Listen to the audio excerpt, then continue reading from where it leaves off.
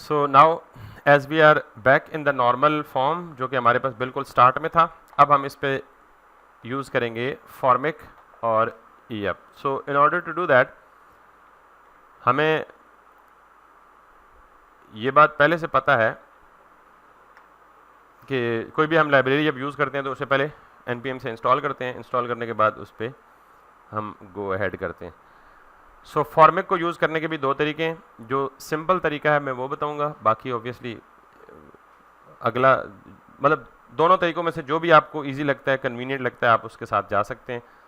तो what I want to do is npm install formic -- save। आप में से अगर किसी को नहीं पता कि ये -- save क्या करता है, तो ये सिर्फ आपके पैकेज जेसन में इसकी एंट्री डाल देता है एज अ न्यू डिपेंडेंसी। ठीक है, आप सेव नहीं भी डालेंगे तो अब शायद उसके बगैर भी ये कर देगा। पहले ये होता था कि आपको सेव का फ्लैग एक्सप्लिसिटली देना पड़ता था। ठीक है, सो नाउ मुझे क्या करना है, सबसे पहले फॉर्मिक को इंस्टॉल करना है। So let us do this, npm install formic। जब तक ये इंस्टॉल होती है आप इसकी डॉक्यूमेंटेशन में आके इसकी काफ़ी डिटेल से ये सारी चीज़ें पढ़ सकते हैं, लेकिन मी बीइंग बिगिनर जब मैंने पहली दफ़ा फॉर्मिक की डॉक्यूमेंटेशन पढ़ी थी तो मुझे कुछ समझ नहीं आया था। ठीक है, लिहाजा पहले आप पहली दफ़ा मुझे देख लें इम्प्लीमेंटेशन करते वक्त, तो और मैं बताऊंगा सिंपलेस्ट पॉसिबल वे, तो फिर जब आप करना चाहेंगे तो आपको ज़रा बहुत अच्छे से समझ आ जाएगा कि फॉर्मिक कैसे काम करता है। जो सबसे पहली चीज़ है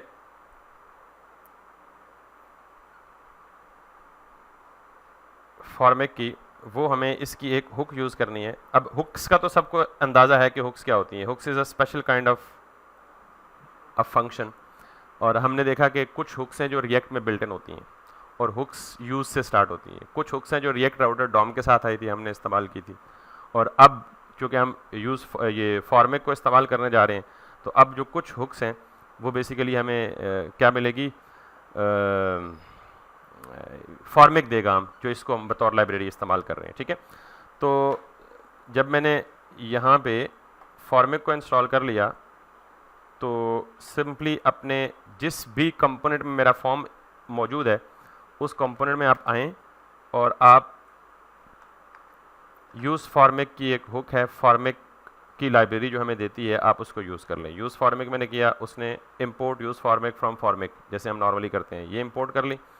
हुक को कॉल करने का यही तरीका है जैसे आप नॉर्मल फंक्शन कॉल करते हैं, और जाहिर है हुक ने कुछ ना कुछ आपको रिटर्न करना होता है, तो जो हुक आपको रिटर्न करेगा मैं उसको क्या कर लेता हूँ, किसी एक वेरिएबल में सेव कर लेता हूँ। ये वेरिएबल मेरी मर्जी का है, इसका नाम ज़रूरी नहीं है फॉर्म में रखें, इसमें कुछ भी रख लें। ठीक है, अब हमको पता था कि जब हम यूज स्टेट यूज़ करते हैं तो यूज स्टेट की कोई इनिशियल वैल्यू भी होती थी, तो आपको पता है कि ये यूज़ फॉर्मिक क्या करेगा, इस पूरे फॉर्म के डाटा को हैंडल करेगा। तो जाहिर है ये यूज़ फॉर्मिक कुछ इनिशियल वैल्यू लेती है। ये यूज़ फॉर्मिक एक ऑब्जेक्ट लेता है, इस ऑब्जेक्ट में ये 3 प्रॉपर्टीज़ लेता है मिनिमम, इससे ज़्यादा भी हो सकती हैं। ठीक है, वो 3 प्रॉपर्टीज़ कौन कौन सी हैं? पहली प्रॉपर्टी तो यह है जी कि इनिशियल वैल्यूज़। अब इसकी इनिशियल वैल्यूज़ कौन कौन सी हो सकती हैं? मैं इसकी इनिशियल वैल्यूज़ मेरे पास फॉर्म में जितने इनपुट फील्ड्स हैं उन सब की इनिशियल वैल्यू होगी। मिसाल के तौर पर मेरे पास फॉर्म में क्या क्या फील्ड्स हैं, एक टाइटल है, एक डिस्क्रिप्शन है, एक प्राइस है, और कैटेगरी है, और बस इमेज है। तो मैं यहाँ पे क्या करूँगा, इनिशियल वैल्यूज़ यानी यूज़ फॉर्मिक एक ऑब्जेक्ट लेगा, उस ऑब्जेक्ट में ये 3 प्रॉपर्टीज़ लेगा। मैं यहाँ पे फिलहाल इसको ना ये कर देता हूँ। एक प्रॉपर्टी लेगा इनिशियल वैल्यूज़ की, इनिशियल वैल्यूज़ फिर क्या होगा, एक ऑब्जेक्ट होगा। दूसरी वैल्यू लेगा ये वैलिडेशन स्कीमा की, मैं इसको भी फिलहाल एम्प्टी ऑब्जेक्ट दे देता हूँ।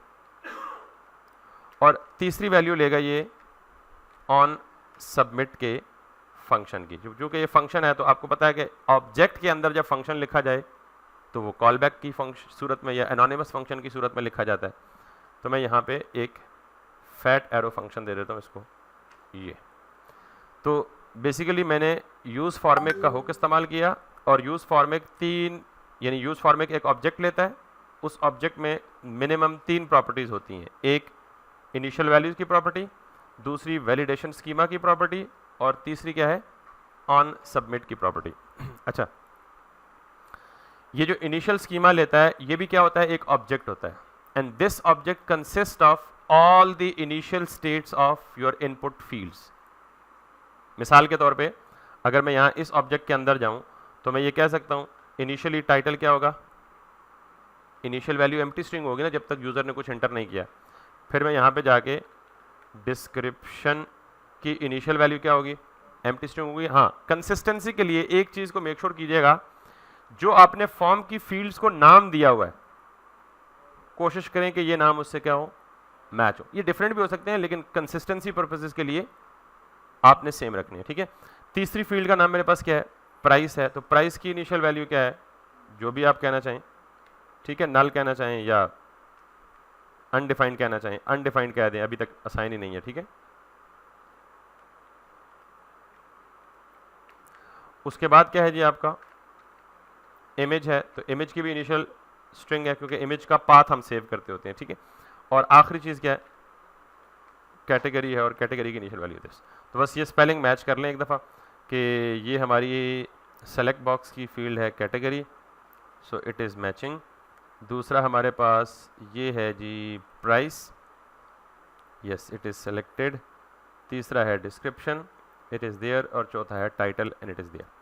तो सिंपली यूज़ फॉर्मेट की जो पहली प्रॉपर्टी थी इनिशियल वैल्यूज़, उसके अंदर आपके पास जितनी भी फॉर्म की फील्ड्स हैं मैं तमाम की तमाम फील्ड्स क्या करनी है अपने उसके अंदर लिख लेनी है, और उनकी जो भी इनिशियल वैल्यू है, इनिशियल वैल्यू हमारे केस में सारों की क्या है, एम्प्टी स्ट्रिंग है।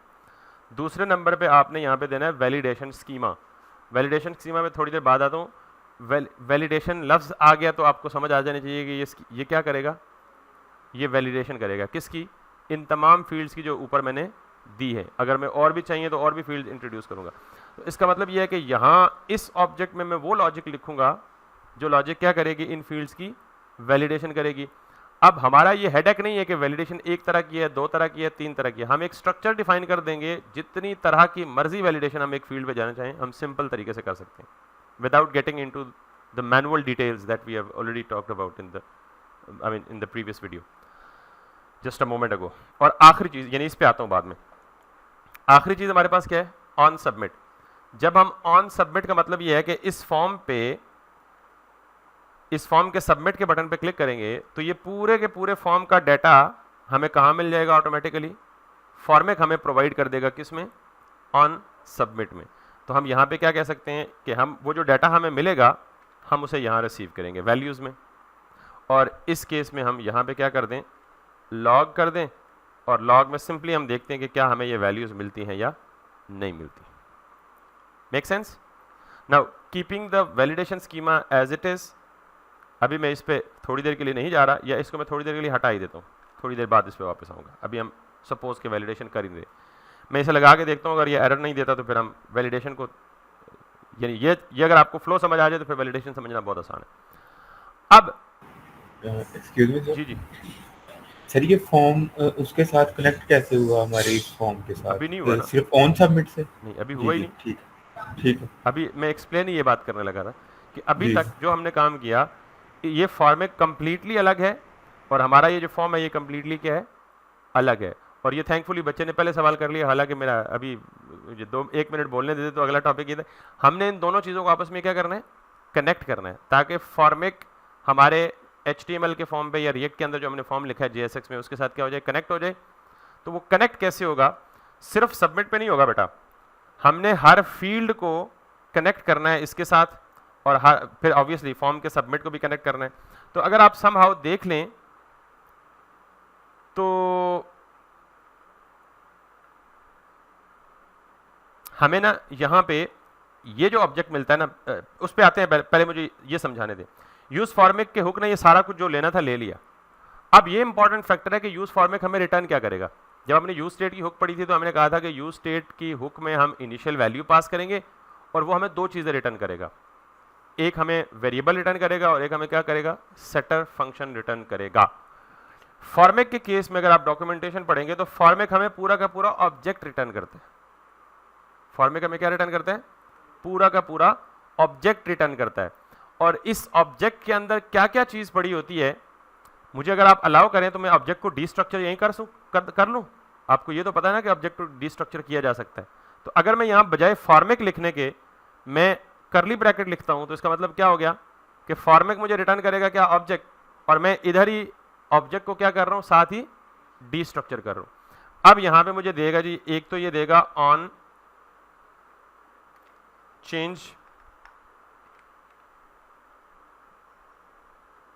बल्कि ये हैंडल चेंज देगा एक, दूसरा ये मुझे देगा हैंडल सबमिट का फंक्शन देगा, तीसरा मुझे देगा वैल्यूज का ऑब्जेक्ट देगा, चौथा मुझे देगा TOUC टच्ड का एक ऑब्जेक्ट देगा, पांचवा मुझे देगा एरर्स का एक ऑब्जेक्ट देगा। इसके अलावा भी बहुत सारी इंफॉर्मेशन देता है, लेकिन यूज फॉर्मिक हुक जो मुझे ऑब्जेक्ट रिटर्न करती थी, उस ऑब्जेक्ट के अंदर ये सारी की सारी चीजें क्या है, प्रॉपर्टीज है। अब मुझे बताएं, ऑब्जेक्ट में प्रॉपर्टीज दोनों फॉर्म में हो सकती है ना, ऑब्जेक्ट में फंक्शन भी आ सकता है प्रॉपर्टीज में, और ऑब्जेक्ट भी आ सकता है, और सिंपल वैल्यू भी आ सकती है। तो हैंडल चेंज और हैंडल सबमिट याद रखिएगा कि जब भी आपको कोई वर्ब मिले ना, तो इसका मतलब वैसे ही समझ आएगा कि वो फंक्शन है, ठीक है। तो अब ये एक फंक्शन है, ये भी फंक्शन है, ये ऑब्जेक्ट है, ये भी ऑब्जेक्ट है, और ये भी क्या है, ऑब्जेक्ट। तो 3 ऑब्जेक्ट और 2 फंक्शन ये मुझे देता है। वैसे यहाँ पे ये भी है एक और हैंडल ब्लर भी है, एक और भी है।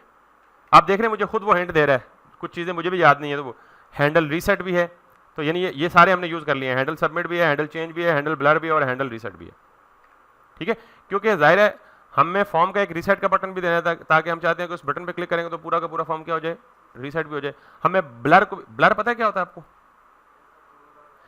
आपका जो फॉर्म होता है ना, आप फॉर्म के अंदर ये अगर क्लिक करें तो इसको क्या कहते हैं, इस इनपुट फील्ड ने फोकस गेट किया है, क्या किया है, और अगर मैं फोकस आउट कर दूं, कहीं बाहर क्लिक कर दूं, तो ये क्या हो गया, ब्लर। ये ब्लर एक इवेंट का नाम है। ये कौन सा इवेंट है, फोकस। ये कौन सा इवेंट है, ब्लर। किसी टेक्स्ट फील्ड का इवेंट जो है, फोकस जो है वो क्या करना, आउट कर देना, फोकस हट जाना उसका, वो क्या कहलाता है, ब्लर कहलाता है। तो ये जो हैंडल ब्लर है, ये इस चीज को हैंडल करेगा। तो हैंडल चेंज, चेंज का मतलब हर इनपुट फील्ड में क्या करेगा, चेंज डिटेक्ट करेगा। क्या करेगा, चेंज डिटेक्ट करेगा। और हैंडल सबमिट क्या करेगा, फॉर्म की सबमिशन को डिटेक्ट करेगा।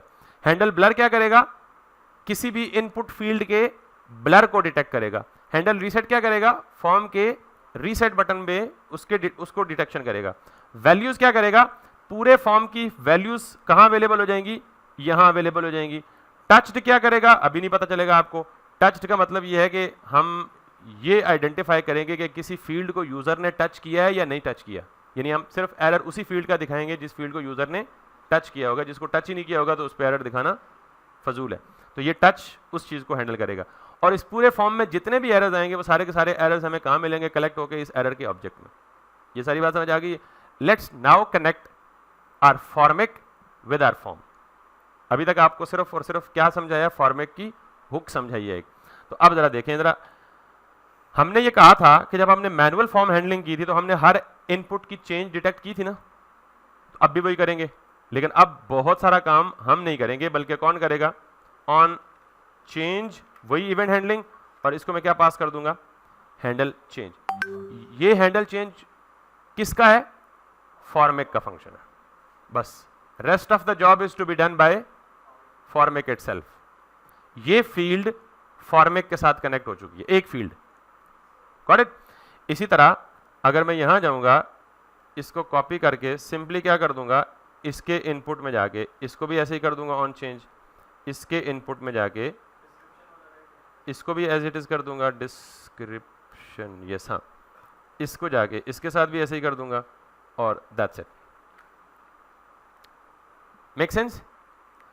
अच्छा, अब ये जो ऑन चेंज है, ये क्या डिटेक्ट करेगा कि उस इनपुट फील्ड में कोई ना कोई चेंज अगर हुआ है।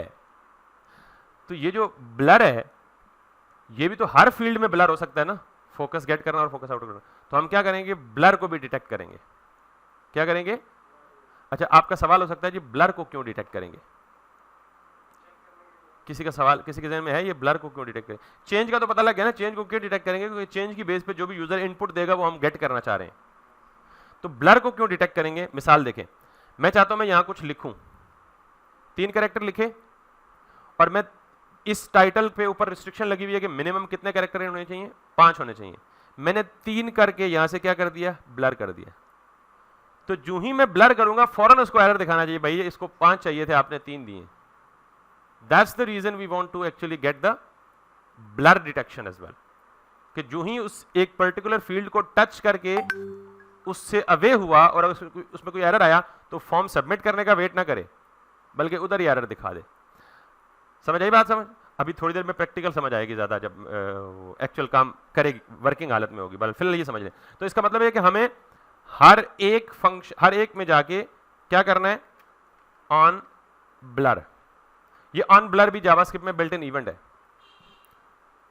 तो मैं ऑन ब्लर पे यही काम करूंगा इधर, यही काम करूंगा इधर, यही काम इधर, यही काम इधर, और 2 3 4 सारों का हो गया। तो हमें 2 चीजें यूज कर ली, ऑन ब्लर और ऑन सबमिट। अच्छा, फिर लेट्स सी कि कोई एरर नहीं आया और हमने अल्टीमेटली डेटा को सबमिट करना है किधर, सर्वर पे। जैसे हम एपीआई की रिक्वेस्ट भेज रहे थे, तो वो कहाँ होता था, फॉर्म के सबमिट पे ना। तो हम फॉर्म के स्टिल वही ऑन सबमिट पे क्या कॉल कर लेंगे, हैंडल सबमिट। और ये सबमिट कौन सा है, फॉर्मेट का सबमिट। तो ये सबमिट ऑटोमेटिकली सारी चीज़ों को उठा के कहाँ प्रोवाइड कर देगा, सारी वैल्यूज़ को यहाँ प्रोवाइड कर देगा। Make sense? तो हमने ऑन हैंडल चेंज भी कर लिया, हैंडल सबमिट भी कर लिया, हैंडल। अगर हमारे पास फॉर्म रीसेट का बटन होता, अभी नहीं है, तो हम उसके क्लिक पे क्या करते, हैंडल रीसेट कर देते। कर लेंगे, अभी देख लेंगे अगर उसकी ज़रूरत पड़ी। अब ये आ गया जी हमारा सारा का सारा काम। तो अब हम इसे टेस्ट करते हैं। अभी पूरा काम नहीं करेगा, आधा काम करेगा, लेकिन लेट्स सी कि हमारे पास कोई सिंटैक्स, कोई गलती या कोई मिस्टेक तो नहीं है फॉर्म के अंदर। So let's see it now. After refreshing it, let's open up the console as we are checking everything in the console.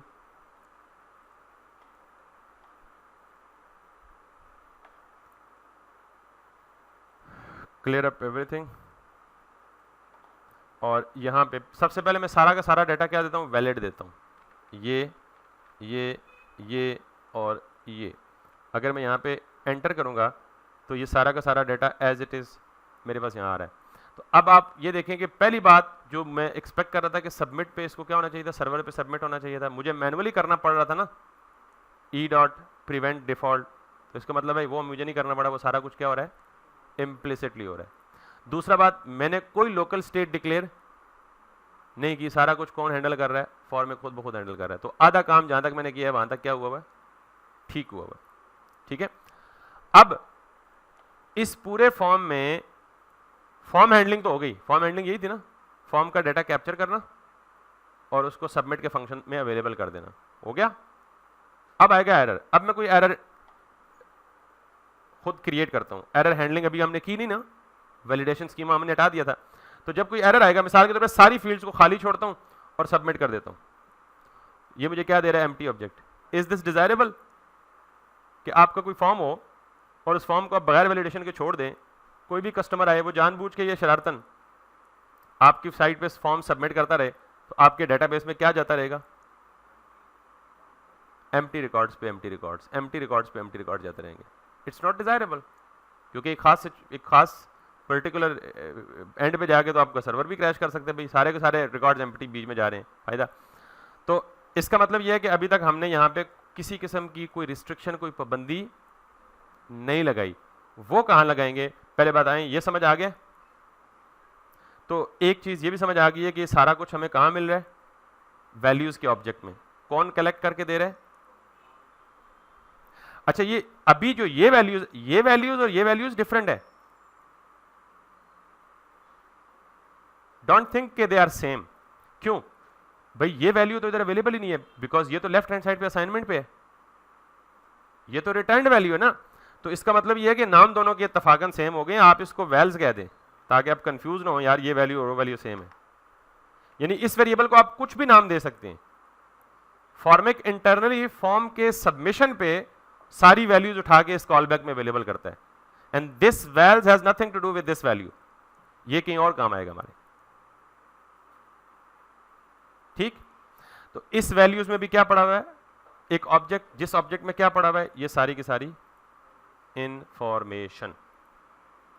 अब हम आते हैं जी अपनी सेकंड, जिसको हमने मिटा दिया था, which is a validation schema. अच्छा मुझे ये बताएं कि मैंने आपको कहा था कि स्कीमा के लिए हम यानी फॉर्म वैलिडेशन के लिए हम क्या यूज करेंगे, एक और लाइब्रेरी विच इज यप।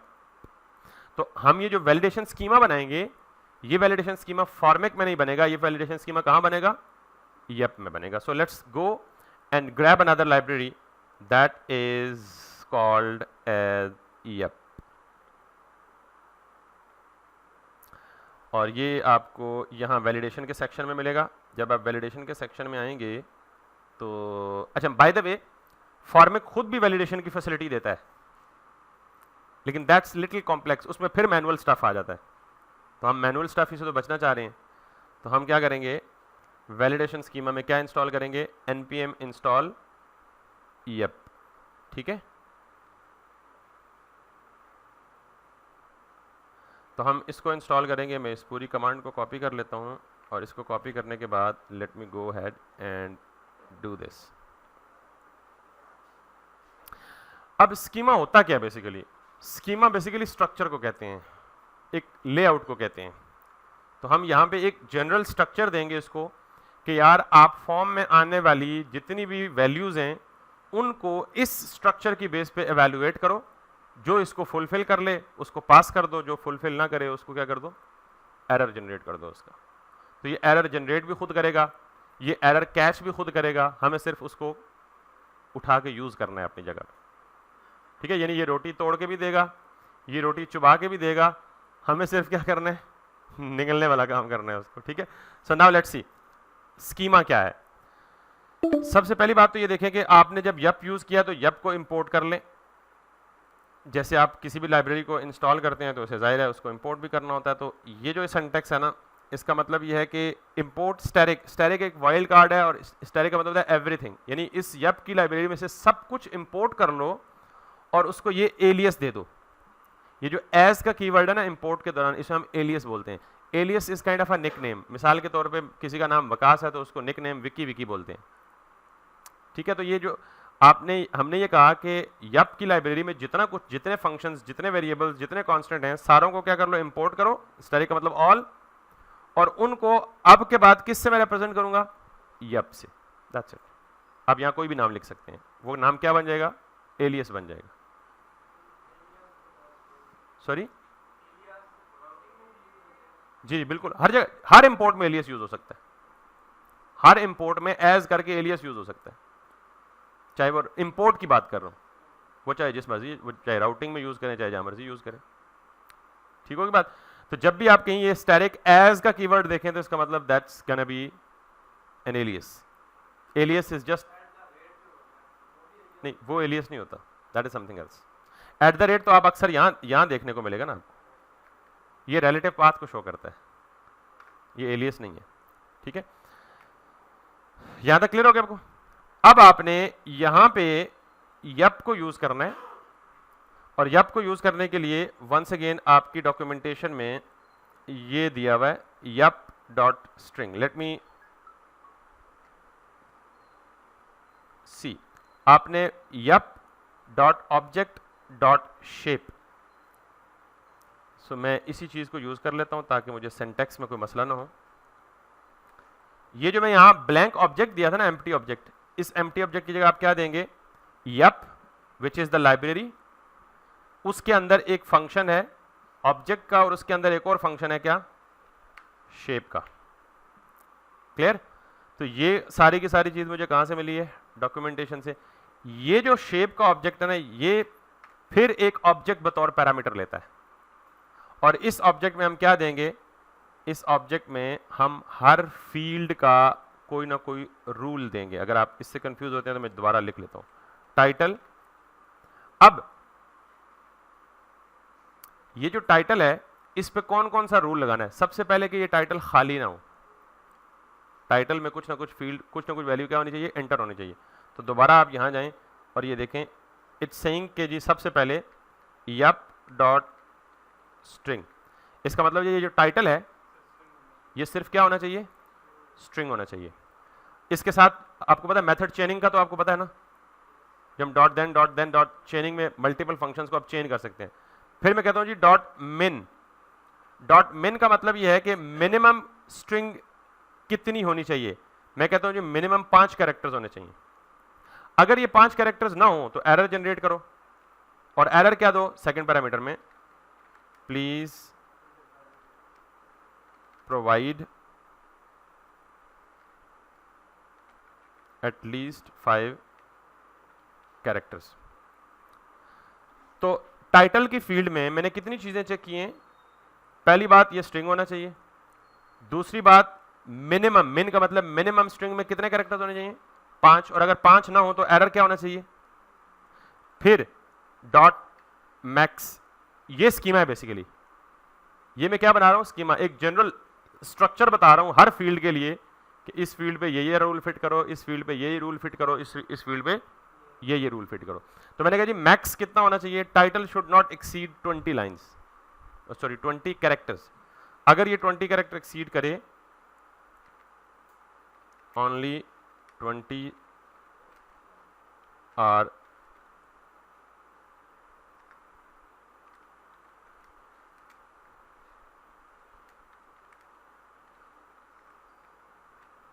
या सिंपली इतने लंबे लंबे मैसेज की जगह आप कह लीजिए टाइटल टू लॉन्ग, ठीक।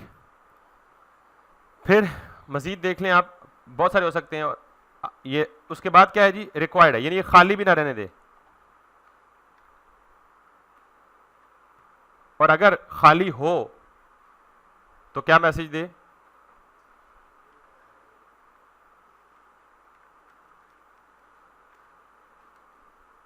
ये मैसेज आपकी अपनी मर्जी का। क्लियर होगी बात? It's a nice readable clear understandable way of actually handling error. यानी हम तो हैंडल एरर कर ही नहीं रहे, हम सिर्फ ये बता रहे हैं कि ये हो जाए तो ये करो। अब ये हो जाए तो करो कैसे? ये it's none of our headache. ये कौन कर रहा है सारा कुछ? यप, ठीक। इसके बाद ये सिमिलर जो ये मैंने किया है, इसी को आप कॉपी पेस्ट करें, इसको क्या कर दें? डिस्क्रिप्शन, और डिस्क्रिप्शन स्ट्रिंग हो, डिस्क्रिप्शन रिक्वायर्ड ना हो। डिस्क्रिप्शन नॉर्मली क्या होती है? ऑप्शनल होती है। अच्छा, हर एक के बाद कॉमा देना है आपने क्योंकि ये ऑब्जेक्ट है, ठीक है। तो अब मैंने कहा जी कि डिस्क्रिप्शन स्ट्रिंग हो, डिस्क्रिप्शन में मिनिमम और मैक्सिमम का कोई कायदा ना फॉलो करो, ना ही ये रिक्वायर्ड हो, क्योंकि डिस्क्रिप्शन बाद लोग देना चाहते हैं, बाद नहीं देना चाहते, वो ऑप्शनल है। और उसकी मिनिमम और मैक्सिमम लेंथ भी हम नहीं देना चाहते। देना चाहते हैं तो कर ले रूल स्पेसिफाई, आपके हाथ में है सब कुछ। उसके बाद है जी प्राइस। तो price should be a number, और नंबर का मतलब मिनिमम वैल्यू क्या होनी चाहिए? 0, या मिनिमम जो भी प्राइस के लिए सेट करना चाहते हैं, ठीक है। और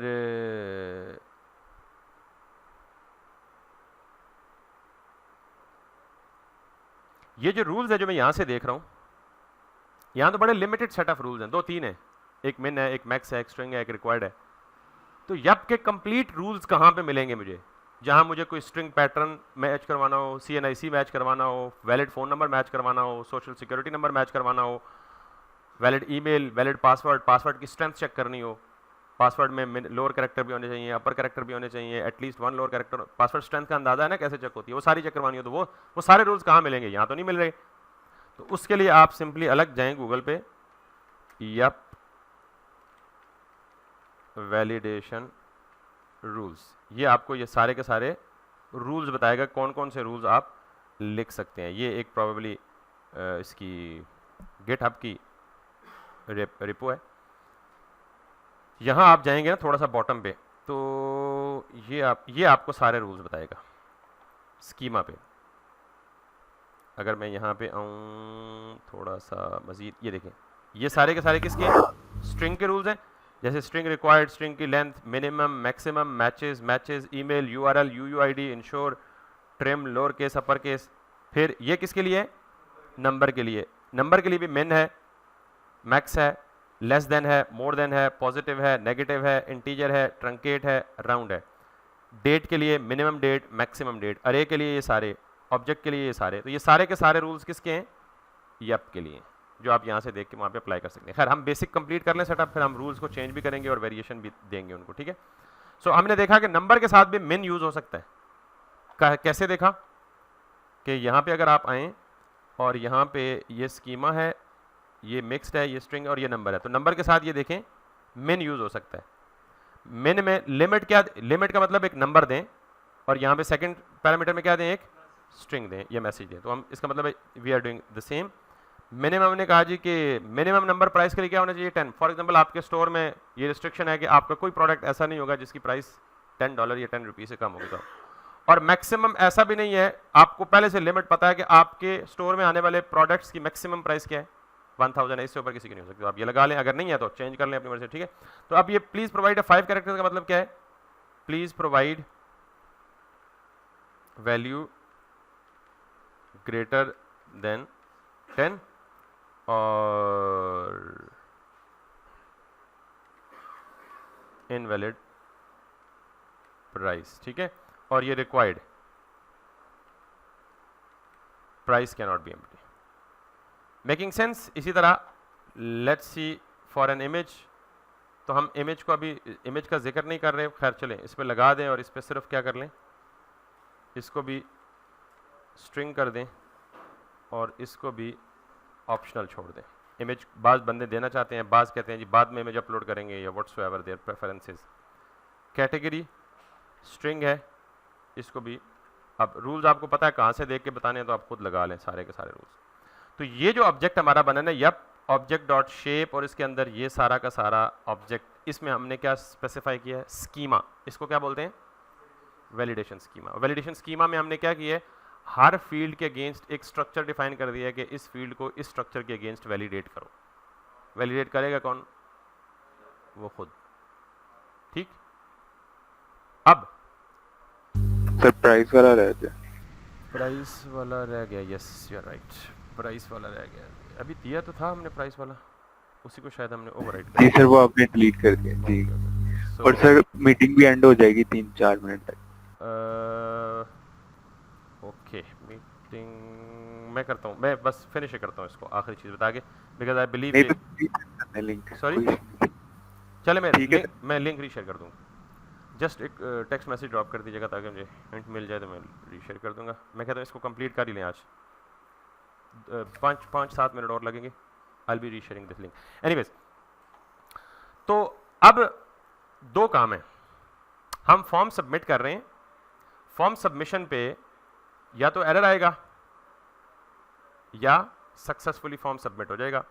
फॉर्म सक्सेसफुली सबमिट होने पे आपको पता है कि सारी की सारी वैल्यूज़ कहाँ अवेलेबल हो जाती हैं, और फॉर्म में कोई भी एरर आएगा तो वो एरर की इंफॉर्मेशन कहाँ चली जाएगी, एरर्स के ऑब्जेक्ट के अंदर, ठीक। अब इस एरर के ऑब्जेक्ट के अंदर कितने एरर्स आएंगे, जितने एरर अकर होंगे, क्योंकि ऑब्जेक्ट है ना, अगर 4 एरर अकर होते हैं तो इस ऑब्जेक्ट के अंदर कितने एरर आएंगे, 4। अगर 1 एरर अकर होता है तो ऑब्जेक्ट के अंदर कितने आएंगे, 1। अब हमें ये एरर कहीं डिस्प्ले करना है तभी तो पता चलेगा। तो let's see where we can display the error. हम हर फील्ड के नीचे एरर डिस्प्ले कर सकते हैं। मैं यहां पे एक छोटा सा डिव बनाता हूं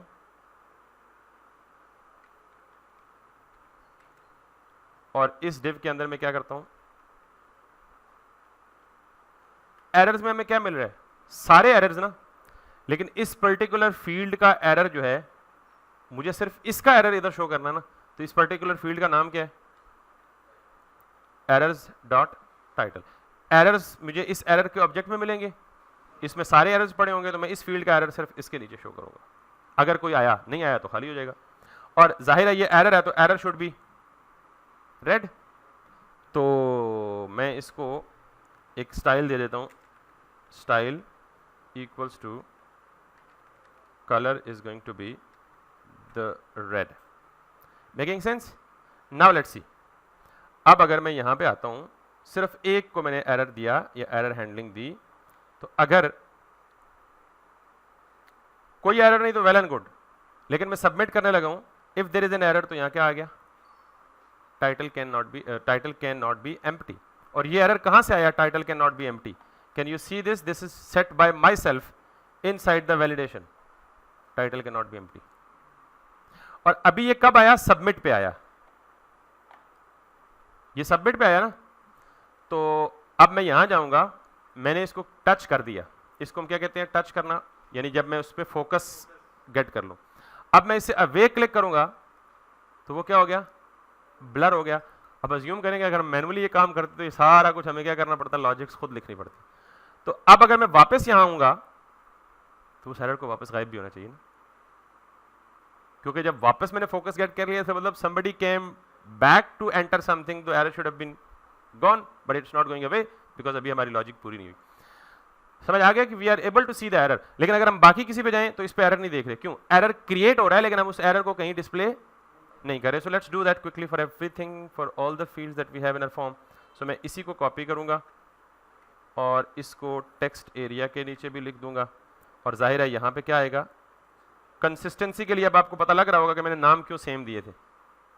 इसी तरह मैं इसको कॉपी करूंगा एरर वाले डिव को, और इसको यहाँ पे आके क्या कर दूंगा, पेस्ट कर दूंगा, और इसको क्या कर दूंगा, प्राइस। इमेज वाला अभी है नहीं हमारा, जब होगा तो वो भी कर लेंगे, और इसको आके इसके ऊपर कर लें बजाय नीचे के। यहाँ पे मैं क्या करूँगा, category. Now if I come back to see this, let me see, yes we are still there। तो अब अगर मैं सबमिट करूंगा सिर्फ इस पे एरर, इसको एरर को फिक्स कर दूंगा। अब देखें रन टाइम पे वो चेक हो रहा है, एक एरर हट गया, अब कह रहा है title can not be empty. जो ही मैंने लिखा तो वो कह रहा है वो एरर हट गया, वो कह रहा है प्लीज प्रोवाइड द 5 कैरेक्टर, जब 5 पूरे हो गए तो वो आ गया। अब मैं सबमिट करूंगा तो इसका मतलब है I am unable to detect the next rest of the errors, something is wrong. यानी मुझे इस पे जाके वही एरर इधर भी आना चाहिए था, नहीं आ रहा, तो इसका मतलब आई डिड समथिंग रॉन्ग, और I didn't do anything wrong, क्योंकि वैलिडेशन को मैंने ऑप्शनल रखा हुआ है, सॉरी डिस्क्रिप्शन को क्या रखा हुआ है, ठीक है। सो लेट्स सी कि हम इसको ऑप्शनल नहीं रखते। पहले मुझे वो मीटिंग दोबारा शेयर करने दें, because people were actually asking to do something. Thank you. तो हम इसको भी रिक्वायर्ड कर देते हैं, please provide description. Now if you come back, और अगर मैं यहाँ पे जाऊँ तो if I can go to this, अब ये शो कर रहे हैं दोनों। अगर मैं इस पे जाके कुछ करता हूँ तो एरर चेंज हो गया, इस पे करता हूँ तो वैलिड हो गया, इस पे जाके करता हूँ तो ओके हो गया। अब इस पे एरर शो होना चाहिए and it is not being shown, ठीक है, it means we are doing something wrong. So now let's see कि ये क्या है। ओके, प्राइस के लिए भी हमने कुछ भी नहीं दिया हुआ, तो हम प्राइस के लिए भी रूल बता देते हैं। ये नंबर होना चाहिए और ये एम्प्टी नहीं होनी चाहिए, बाकी नंबर इतना होना चाहिए, इतना नहीं होना चाहिए, वगैरह वगैरह वगैरह। और इमेज के लिए हम जानबूझ के नहीं कर रहे अभी, और कैटेगरी के लिए भी हम क्या कर रहे हैं जी,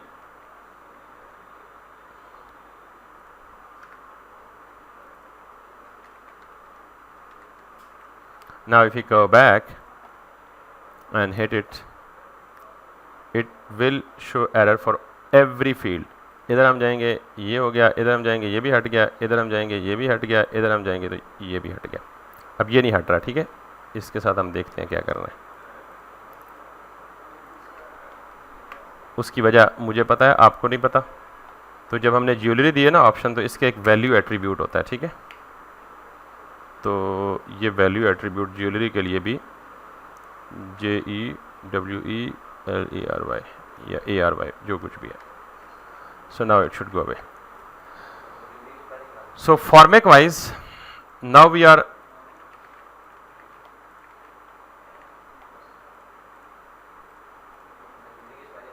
सॉरी, नहीं वो डजेंट मैटर एट ऑल। मुझे बेसिकली इसकी वैल्यू में कुछ ना कुछ होना चाहिए, एम्प्टी नहीं होना चाहिए, दैट्स द ओनली केस, ठीक है। अब ये वैल्यू जब ये सेलेक्ट होगी ना, तो ये सेलेक्टेड वैल्यू एम्प्टी नहीं होगी। मुझे लगता है थोड़ा बहुत मजीद मैनिपुलेशन करना होगा इसको, लेकिन वो कर लेंगे हम। लेकिन जो द की थिंग इज़, क्योंकि अभी हमारी वैलिडेशन कंप्लीट नहीं हुई, द की थिंग इज़ कि हमें अब सारे के सारे एरर्स जो हैं वो यहाँ पे क्या हो रहे हैं, मिल रहे हैं, सिवाय इसके ड्रॉप डाउन के। इसको हम देख लेंगे।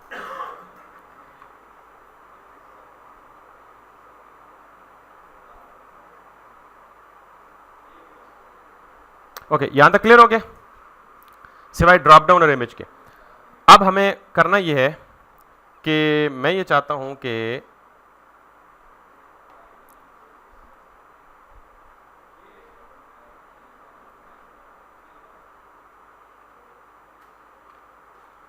अब देखें एक प्रॉब्लम हो रहा है। प्रॉब्लम क्या हो रहा है कि मैं यहां पे आया और मैंने यहां कुछ लिखना स्टार्ट किया। अब एक फील्ड इनवैलिड है पहली, बाकी तो टच ही नहीं हुई। बाकियों को क्या प्रॉब्लम हो गया, उनको क्या तकलीफ है? उनमें एरर तब होना चाहिए जब एटलीस्ट मैंने उन्हें टच किया हो और उनको सेटिस्फाई किए बगैर अवे आ गया हूं। अभी तो मैंने उनको टच ही नहीं किया, तो उनमें एरर आना हरगिज नहीं बनता। This is why we have already talked about touched, कि आप एरर को तब चेक करो जब वो फील्ड टच हुई हो। जब टच ही ना हुई हो तो उस एरर को ना चेक करो। Making sense? नाउ ये हम कैसे करेंगे? अच्छा, ये टच्ड भी एक ऑब्जेक्ट है जिसके अंदर क्या इंफॉर्मेशन है, सारी की सारी फील्ड्स की इंफॉर्मेशन, ये टच हुई है या नहीं हुई। तो मैं यहां पे आऊंगा जहां एरर शो हो रहा है, मैं यहां पे चेक करूंगा टच्ड डॉट टाइटल। ये टर्नरी ऑपरेटर का सबको पता है ना। मैंने कहा जी कि टाइटल टच हुआ है तो टाइटल का एरर दिखाओ, अदरवाइज कुछ ना दिखाओ। सिर्फ एक चीज नहीं चेक करनी, जरा दो चीजें चेक कीजिएगा। मुझे सिर्फ ये चीज नहीं चेक करनी कि टाइटल टच हुआ या नहीं हुआ, मुझे दो चीजें चेक करनी चाहिए उसूलन। टाइटल टच भी हुआ है और टच होने के बाद उसमें एरर भी है। ऐसा पॉसिबल है ना कि वो टच हुआ है और उसमें एरर नहीं है? तो मुझे दो चीजें चेक करनी है, इसको टच भी किया गया है और इसमें एरर भी आया है। तो लिहाजा आप सिंपली क्या करें कि ये कर लें touch dot title and errors dot title, कि टाइटल टच भी हुआ और टाइटल में एरर भी है, तो फिर एरर को डिस्प्ले कर दो, अदरवाइज क्या करो, एम्प्टी स्ट्रिंग दे दो। Making sense? Now if I come back, बल्कि now if I come back के बगैर मैं यहां से जाके सारों के लिए ये काम कर देता। इसको कॉपी करें और जहां एरर डिस्प्ले कर रहे हैं वहां जाके, ओके मैं ऊपर आता हूं वापस। This is going to be price, price, price, और this is going to be description होगा, ये भी डिस्क्रिप्शन होगा, ये भी डिस्क्रिप्शन होगी। यस यार, ठीक। और देन टच्ड प्राइस भी हो गया और यहाँ पे क्या आ गया जी, this this this CATEGORY category. तो एक दफ़ा देख लेते हैं, ये कैटेगरी सेम, ये भी सेम स्पेलिंग्स, और ये भी सेम स्पेलिंग्स, ये भी same spellings, everything is good. Now if I go back and if I try to touch something, अब एक भी नहीं आ रहा, अब इसका अपना भी नहीं आ रहा। लेट्स सी दिस, यस, अब एटलीस्ट टच करने पे नहीं आ रहा, क्योंकि टच करते साथ ही तो नहीं पता लग जाता ना उसको कि एरर आया या नहीं आया। जब वो अवे जाएगा तो उसे पता लगेगा यार एरर अकर हुआ है। Now this is working correctly and this is working as it should. अगर मैं वापस रिमूव कर दूंगा तो वापस वो क्या कहेगा, फिर ये रिमूव करूंगा और ये अब आ गया। तो अब अगर मैं ये जाऊंगा और इस पे वापस जाऊंगा, ये इस पे वापस जाऊंगा, ये इस पे वापस जाऊंगा, ये पता नहीं क्यों नहीं काम कर रहा। बहरहाल यहां तक सबको समझ आ गई है। अब इससे आगे भी जाया जा सकता है, बहरहाल मेरे ख्याल में इतना बहुत है। Real time interactive errors without getting our code messy and without adding too many things inside it. ठीक होगी जी। और यही चीज़ अगर आप इसकी डॉक्यूमेंटेशन में देखना चाहते हैं तो ये एक फुल फ्लेज एग्जांपल गिवन है। अब हम जब रियल टाइम इसे अपने प्रोजेक्ट में इंप्लीमेंट करेंगे ना, तो हम वो ईमेल सारा कुछ वो करेंगे। ये देखें, ये this is what I was doing, errors dot user name and touch dot user name and this. तो ये आपको वैलिडेशन सेक्शन में पूरी मिसाल मिलेगी ऑल इन वन जो मैंने कराई है आपको।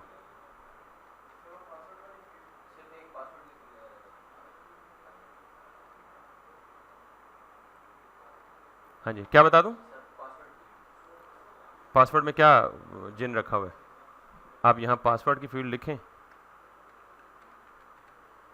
और पासवर्ड की फील्ड में यप के साथ मिनिमम वैल्यू कितनी होनी चाहिए, मैक्सिमम वैल्यू कितनी चाहिए। हाँ, एक चीज़ पासवर्ड की स्ट्रेंथ। फिर आपका सवाल होगा फ़ोन नंबर का पैटर्न मैचिंग भी दिखा दें। फिर आपका सवाल होगा CNIC नंबर वैलिड है या नहीं है, वो मैचिंग भी दिखा दें। इन तीनों का एक ही जवाब है, इनका जवाब है रेजेक्स। किसी भी प्रोग्रामिंग लैंग्वेज में स्ट्रिंग मैचिंग करनी हो ना आपने, या स्ट्रिंग के पैटर्न को मैच करना हो, तो उसका हल क्या है? Regex, which is regular expression. आपको जुबानी याद करने की जरूरत नहीं है, रेगुलर एक्सप्रेशन के बने बनाए पैटर्न्स मिल जाते हैं। मैं आपको दिखाता हूँ रेजेक्स लगाना कैसे है। लेट्स सी, यहाँ पे अगर आप देखें तो ये देख रहे हैं स्ट्रिंग डॉट मैचेस, और इसके अंदर देख रहे हैं ये पहला आर्गुमेंट क्या लेगा? रेजेक्स। ठीक है, अब आपने पासवर्ड लगाना है। Let's see, Yup dot ATCHES matches, पहला पैरामीटर क्या होगा? रेजेक्स होगा। कहां से मुझे पता चला? ये मैचेस से। तो पहला होगा रेजेक्स, दूसरा होगा मैसेज। अब मुझे रेजेक्स नहीं पता क्या होता है, तो आप ये देखें, यहां पे लिखें regex pattern for strong password. अब आप पासवर्ड को कितना स्ट्रांग बनाना चाहते हैं और क्या क्या चीजें पासवर्ड में इंक्लूड करवाना चाहते हैं, उसके लिए रेजेक्स देखें। ये रेजेक्स एक्सप्रेशन अगर आप लिखेंगे ना, ये इतनी बड़ी बला, ये क्या क्या चीज मैच करेगा देखिएगा। वो कह रहा है जी कि ये जो कैरेट सिंबल है ना, ये किसको रिप्रेजेंट करता है? रेजेक्स के स्टार्ट को। ये रेजेक्स एक पूरी लैंग्वेज है, जो हमारा टॉपिक नहीं है, वरना इस लैंग्वेज में ये सारा काम होता है। वो कह रहा है ये जो पहला पार्ट है ना, यहां से लेके यहां तक, यानी ये वाला पहला पार्ट इस पैटर्न में, ये किसको मैच करता है? Ensure string has 2 upper case letter. आपने अक्सर देखा होगा कि password must have at least 2 upper case letter, ये password must have at least 1 upper case letter. तो रेजेक्स एक्सप्रेशन का पहला पार्ट क्या इंश्योर करता है? 2 अपर केस लेटर। ये जो दूसरा पार्ट है ना रेजेक्स का, यानी यहां से लेके यहां तक, ये जो ब्रैकेट्स है, round brackets, ensure string has 1 special case letter. Password strength में ये भी चेक होता है। ये जो तीसरा पार्ट है, ये क्या मेक श्योर करता है? Ensure string has 2 digits, 2 digits भी होने चाहिए 0 से 9 तक। तीसरा क्या, ये क्या करता है? String has 3 lower case letters. फिर ensure string is of length 8 characters, और फिर एंड ऑफ कैरेक्टर्स। तो आप क्या करें, ये पूरा का पूरा रेजेक्स उठाएं। ये पता लग गया ना, ये रेजेक्स क्या करेगा? यहां पे ये दे दे। ठीक, अगर ये एरर दे तो आप इसको डबल कोट्स में रख के कोशिश करें। फिर भी एरर दे तो फिर हम देखेंगे क्या हल है उसका, क्योंकि वो नॉर्मली होता है एंड और स्टार्ट के स्केप के लिए वो स्लैशेस भी दी जाती हैं रेजेक्स में। बहरहाल अब आप यहाँ पे क्या दें? सेकंड पैरामीटर देख लिया ना आपने, मैचेस में सेकंड में क्या देता है? रेजेक्स सेकंड में क्या है? मैसेज। वो किस फॉर्म में? स्ट्रिंग की फॉर्म में। तो आप यहाँ पे जाके please check your password validity. और ये पासवर्ड वैलिडिटी के लिए एक लोकल स्टेट में वो सारे रूल्स बना के ना, जिस तरह डब्बा सा शो होता है जिसमें सारे रूल्स बुलेट्स में होते हैं, उसको शो करा दें कि जब ये एरर शो हो तो वो बॉक्स भी शो हो जाए साथ, भाई आपके पासवर्ड इस फील्ड को सेटिस्फाई कर। दिखा दूंगा, अभी मुझे क्लास भी एंड करनी है। बहरहाल अब हम देखते हैं जी पासवर्ड के लिए एक अलग फील्ड बनानी पड़ेगी। लेट्स सी, जल्दी से बना लेते हैं। ये है जी हमारा पासवर्ड, और इसको हम नाम देते हैं this this this this this this. Password हो गया यहाँ पे, और इस पासवर्ड को यहाँ भी इंट्रोड्यूस करा लेते हैं। पासवर्ड, और ये भी पासवर्ड आ गया, और कहाँ आ गया? बस ठीक है। अब जाके यहाँ पे ये देखें, अच्छा ये कह रहे हैं जी yep dot matches is not a function. Why it is not a function? yep dot matches, so we have to see it something in here. Meta validate is validate strict default ये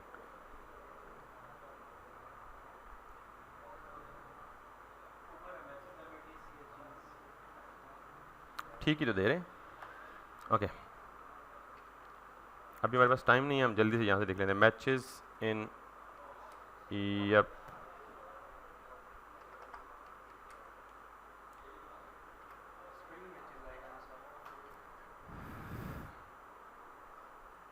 okay this is the thing that we are missing probably. Yup dot string और उसके बाद matches.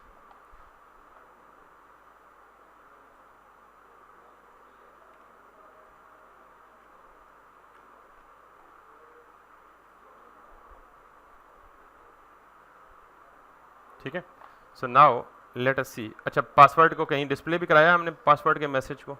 Yes यहाँ display कराया हुआ है। ठीक है now let's C if you go. अच्छा इससे नंबर नहीं होना चाहिए पासवर्ड को, पासवर्ड को क्या होना चाहिए? PASSWORD password. सो इसका लेबल भी चेंज कर दें, दैट इज़ मिसगाइडिंग या misleading password. Now if I do this and do hit this, please check your password validity. और अगर मैं कुछ भी लिखूं तो ये तब तक हटेगा नहीं जब तक वो नहीं हटेगा। अब आप चाहते हैं यार कि यूज़र को क्या पता पासवर्ड वैलिडिटी क्या है, तो या तो ये सारे रूल्स कहाँ लिख दें, या तो ये सारे रूल्स डिव बना के यहाँ लिख दें, या एक और हिंट देता हूँ आपको, इस पर्टिकुलर को आप पोजीशन से एडजस्ट कर सकेंगे बाद में। मैं सिर्फ फिलहाल छोटा सा बॉक्स बना देता हूँ। ठीक है एरर बॉक्स, और इस एरर बॉक्स में इसको आप कुछ स्टाइल दे दें,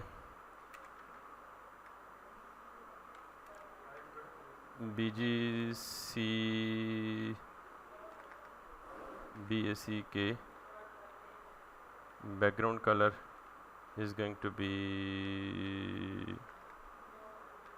red, color is going to be white, padding PADD, padding is going to be 24 pixels. बहुत सारे और तरीके हो सकते हैं but this is the simplest one. कितने रूल्स हैं हमारे पास पासवर्ड के?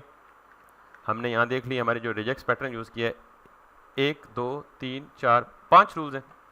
तो यहाँ बना दें जी ULLI मल्टीप्लाई बाय 5, ये सारे लिख लें। क्या? ensure that this, ensure that this, ensure that this, ensure that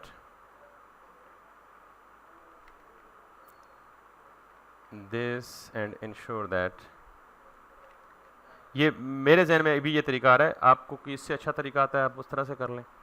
अब ये जो रूल हैं ये हमेशा शो नहीं होने चाहिए, ये तब शो होने चाहिए, अब ये देखें ये पूरा बॉक्स ये तब शो होना चाहिए जब ये एरर आए, सिर्फ ये एरर आए। इसको कंडीशनली रेंडर कर दें बेस्ड ऑन दिस, तो आपको पता है कि मैं जो ये कंडीशन चेक कर रहा हूँ ना कि if error dot touched and error dot, by default इसको क्या कर दें, डिस्प्ले नन कर दें, और इसे डिस्प्ले ब्लॉक कब करें, यानी इसका ये मेरी CSS है और इस CSS में लिखता हूँ जी कि डिस्प्ले नन नहीं। मैं चेक करूँ कि अगर ये चीज़ है तो क्या करे, डिस्प्ले ब्लॉक कर दे, एल्स क्या कर दे, नन कर दे। अब कहेंगे सर ये तो कंफ्यूज हो गए हम।